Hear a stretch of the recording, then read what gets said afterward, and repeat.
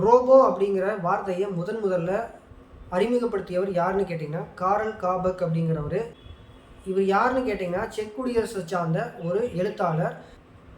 1921 இயற்றப்பட்ட ஒரு நாடகத்தில் இந்த ரோபோ அப்படிங்கிற வார்த்தையை அறிமுகப்படுத்தியிருக்காரு.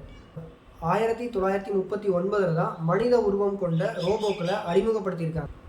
உலகம் முழுவதும் இருக்கக்கூடிய இண்டஸ்ட்ரியில் 3 மில்லியன் இண்டஸ்ட்ரியல் ரோபோட்ஸ் பயன்படுத்தப்படுறது தான் ஐஎஃப்ஆர் அப்படின்னு சொல்லக்கூடிய இன்டர்நேஷ்னல் ஃபெடரேஷன் ஆஃப் ரோபோட்டிக்ஸ் சொல்லியிருக்கு.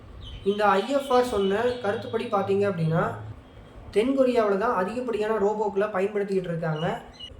கிட்டத்தட்ட 10,000 தொழிலாளர்களுக்கு 932 ரோபோக்களை பயன்படுத்திக்கிட்டு இருக்கிறதா சொல்கிறாங்க. 2ஆம் இடத்துல இருக்கக்கூடிய நாடு எதுன்னு கேட்டிங்கன்னா சிங்கப்பூர். இந்த சிங்கப்பூரில் பார்த்தீங்கன்னா 10,000 தொழிலாளர்களுக்கு 605 ரோபோக்களை பயன்படுத்துகிறதா சொல்கிறாங்க. 3ஆவதாக எந்த நாடு இருக்குதுன்னு கேட்டிங்கன்னா ஜப்பான். இந்த ஜப்பானில் பார்த்தீங்கன்னா 10,000 தொழிலாளர்களுக்கு 390 ரோபோக்களை பயன்படுத்துகிறதா சொல்கிறாங்க. ஒசாமா பின்லேடனை பிடிச்சப்போ ஆப்கானிஸ்தானில் ஒசாமா பின்லேடனை கண்காணிக்கிறதுக்கு ஒரு ரோபோவை பயன்படுத்தி இருக்கிறதா சொல்கிறாங்க. ஸோ இந்த மாதிரி ரோபோக்களை பற்றின பல விஷயங்கள் இருக்குது.